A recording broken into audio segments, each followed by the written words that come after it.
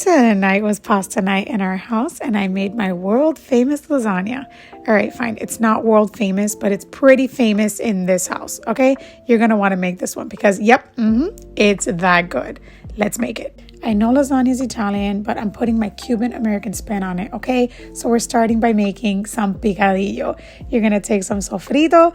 I got a small onion and chopped it up, and I used half a green bell pepper. I also added in 3 minced garlic cloves, and I just cooked this down with a little bit of extra virgin olive oil, added in some vino seco, cooking wine, a little bit of tomato sauce. You can also use tomato paste. And I cooked this until my onions were translucent and my green bell peppers softened up a bit. Then I threw in some ground turkey. You can use ground beef. Hubby was playing the jams, so I was jamming out while I was cooking.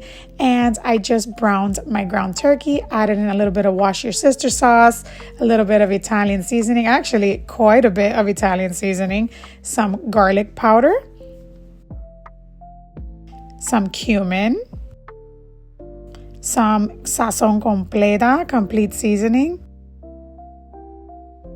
And then I added in my favorite jar of pasta sauce. I like the marinara plum tomatoes by Classico.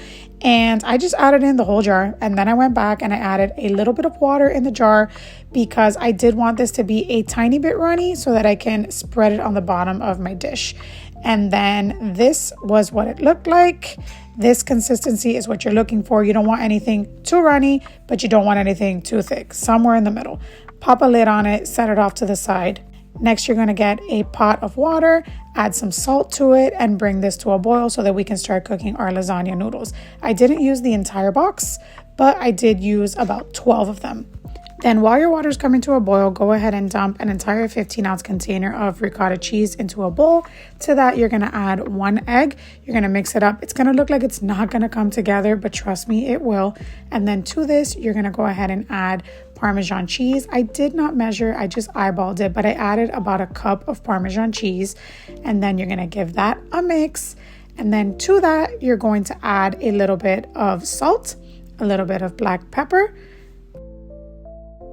And then this is what your mixture should look like. It should have this consistency. And FYI, this is my favorite part of the lasagna. Once your water starts boiling, go ahead and add your noodles. I like to do them a little bit at a time because they do tend to stick to each other.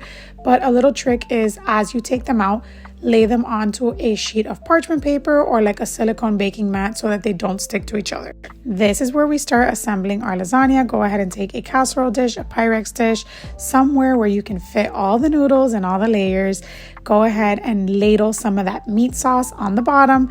Add your noodles, top it with your ricotta mixture, spread it out, get those corners because the one that gets the corner piece with the melty cheese, you don't want to skimp on the ricotta. Then go ahead and top it with some Parmesan cheese or some mozzarella cheese.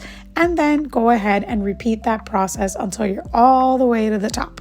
So again, ladle the meat sauce, go ahead and top it with your noodles, ricotta cheese, and then you're going to top it with some mozzarella cheese, preferably because I ran out of the Parmesan that I used and I just switched over to mozzarella, which is what I topped my pasta with anyway.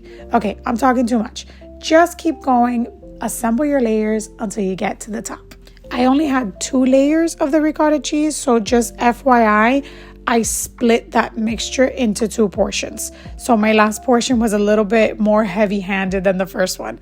And then here you see me adding the mozzarella cheese. I got one of the big bags because at the end I added almost the entire bag just to like top the whole thing. And here you see me just dumping out the rest of that meat sauce with picadillo. Oh my God, it's so good, guys. You have to try this. Then you see I topped it with cheese. And then into the oven, it went at 375 for 30 minutes. After the 30 minutes, the cheese was how I liked it. If you want the cheese a little more golden brown, go ahead and broil it for a couple of minutes after the 30 minutes. This is how it turned out. I took it out of the oven after the 30 minutes and it was perfection. Absolute perfection. Trust me, guys. This is a winner chicken dinner. It might not look the best, all right? It might not look appetizing, especially that first piece, but trust me, this was thebomb.com.